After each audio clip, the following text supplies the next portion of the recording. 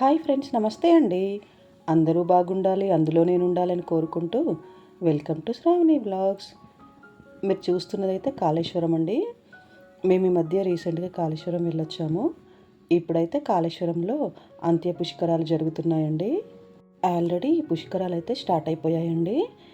ఈ నెల మే 21వ తారీఖు నుండి జూన్ 1వ తారీఖు వరకు అండి.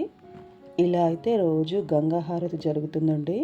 చూడటానికైతే 2 కనులు సరిపోవండి, అత్యద్భుతంగా జరుగుతుంది. 3 నదుల కలయికే అండి త్రివేణి సంగమము కాళేశ్వరంలో. ఆ త్రివేణి సంగమంలో స్నానం ఆచరించి దీపాలు వదిలి ఆ కాళేశ్వర ముక్తేశ్వర స్వామివారిని దర్శనం చేసుకుంటే అంతకంటే ఏం కావాలండి. దగ్గరలో ఉన్న వాళ్ళైతే ఈ అవకాశాన్ని తప్పక వినియోగించుకోండి. ఇదైతే సాయంకాలం అండి. చూడ్డానికైతే 2 కళ్ళు సరిపోవట్లేదు. ఉదయం ఒకసారి, సాయంకాలం ఒకసారి అయితే గంగా హారతి ఉంటుందండి.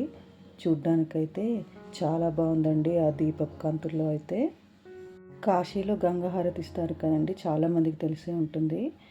కాశీలో ఇచ్చిన విధంగానే ఇక్కడ కూడా గంగా హారతి అయితే చాలా అత్యద్భుతంగా ఇస్తున్నారండి. కాశీకి వెళ్ళలేని వాళ్ళు ఇక్కడికి వెళ్ళి హారతి చూసినా కూడా చాలండి, అంత బాగుంది. సేమ్ కాశీలో ఉన్నట్టుగానే ఉంది.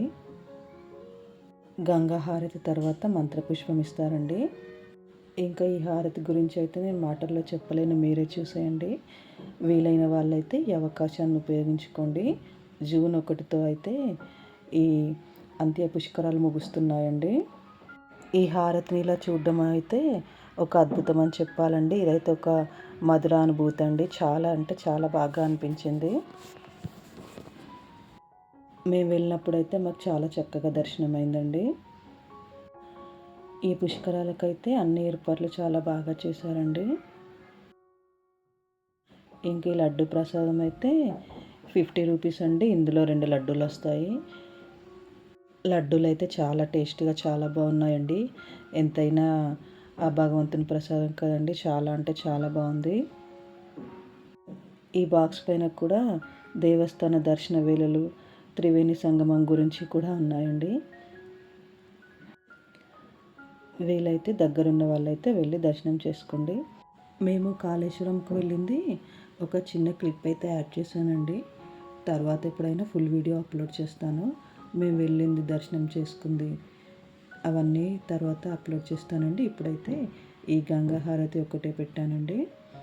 మేమైతే నేను, మా పిల్లలు, అమ్మ, మా చెల్లి పిల్లలు అయితే వెళ్ళామండి.